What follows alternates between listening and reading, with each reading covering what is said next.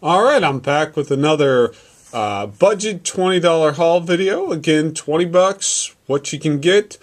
We're going to start this off with Daredevil #1. This was a key book way back when. This is volume 2, start of Marvel Knights. I think it's actually the first Marvel Knights book, even though that imprint isn't around anymore.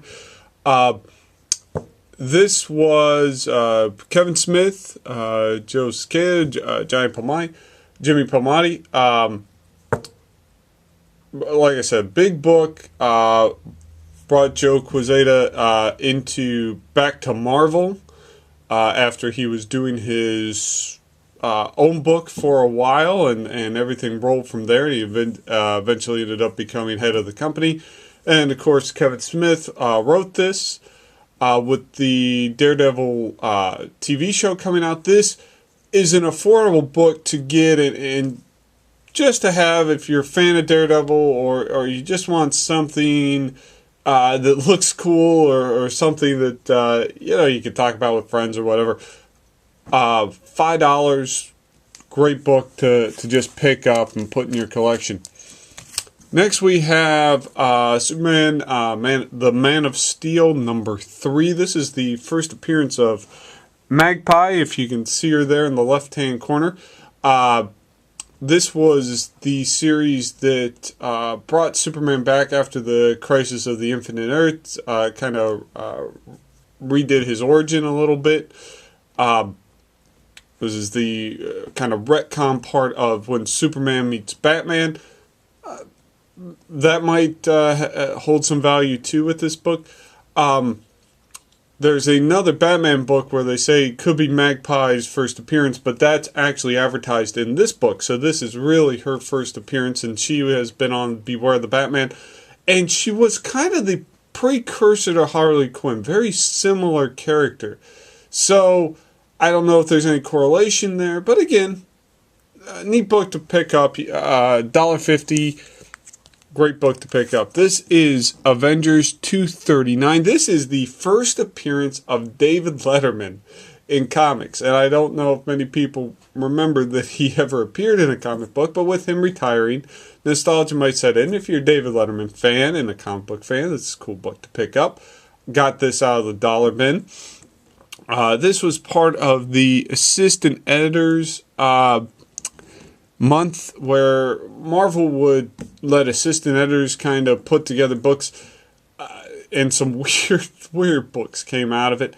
Let me think. There was this one, and then there was I think people from Saturday Night Live showed up in another book. Maybe Marvel Team Up. I'm not sure, but nutty things happened when this came around, and this was an annual thing for a while, and that's how David Letterman showed up in the Avengers. Iron Man 225, the start of Armor Wars. $2 book. Really neat to have in your collection. Just an important storyline in Iron Man. If you're a fan of Iron Man and maybe are a little younger and don't remember this series, trade paperback's cool to pick up, but if you want to pick up some key Iron Man books, this is a really easy one to find and a cheap one at that.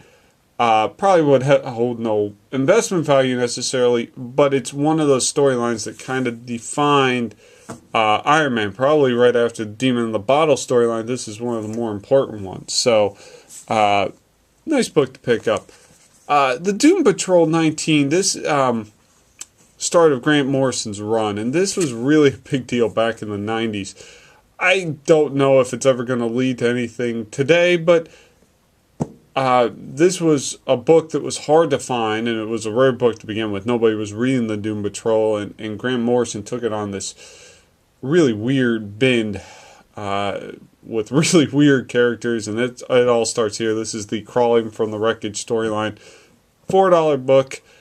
If you're just into picking up key books and just want kind of a full collection, especially over the last 20-25 years. Awesome book to have as part of that.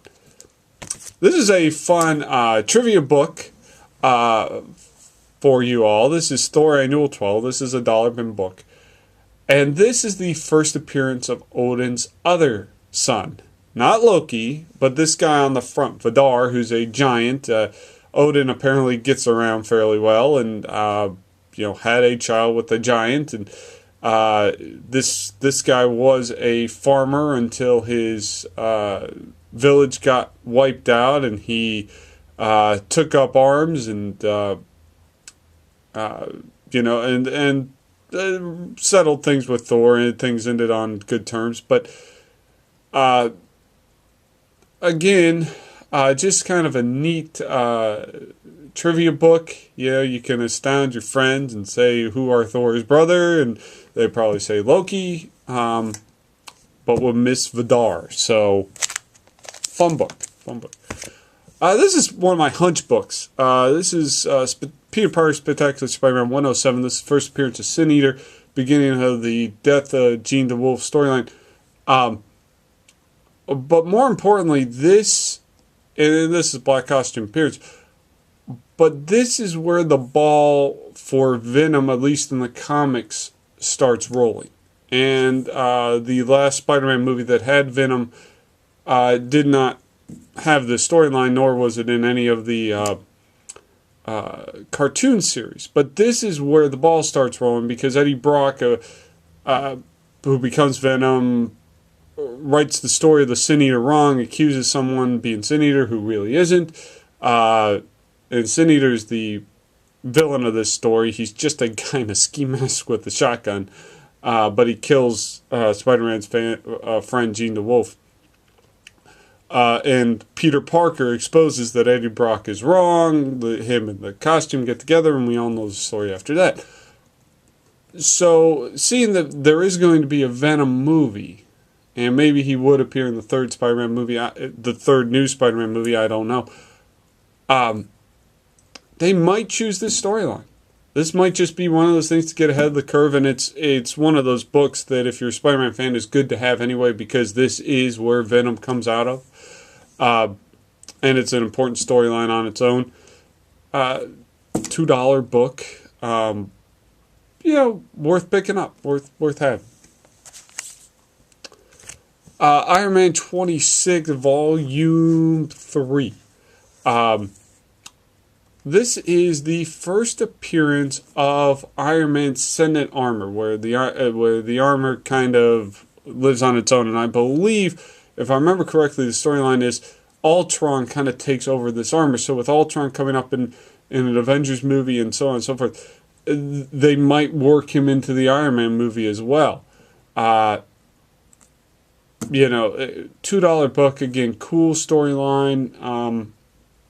Really, one of the more important storylines of this run of Iron Man. So again, if you're into Iron Man, and you don't really know much about the past, this was a big deal. This was, this was Joe Quesada, a reinvention of Iron Man, and was a storyline that was really cool. It actually led to the death of Whiplash. This armor took over and killed Whiplash, and good book. Key, a probably underappreciated key. We did this with Arkham Asylum last video. This is an underappreciated key of the X-Men universe. This is the first appearance of Genosha, the Mutant Isle, and has been part of X-Men storylines for the better part of 25 years. $2-3 book. Again, you're a fan of the X-Men, or just like having a fleshed out collection that has anything really important in it. This is important. I mean, this is the first appearance of a very important part of X-Men lore. So, $2-3. You can find it in the long boxes at your local comic book store. I wouldn't necessarily buy this online. You're going to pay too much in shipping to make it worthwhile, but fun book to hunt for and just to have. Alright, another hunch book. This is Deadpool Merc with a Mouth, number 7. And this is the first appearance of Lady Deadpool.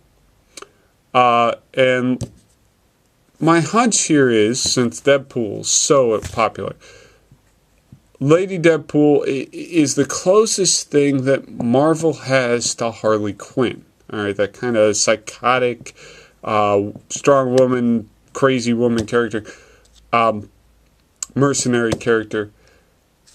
She is from an alternate universe. She's been around a little bit and hasn't gained much popularity.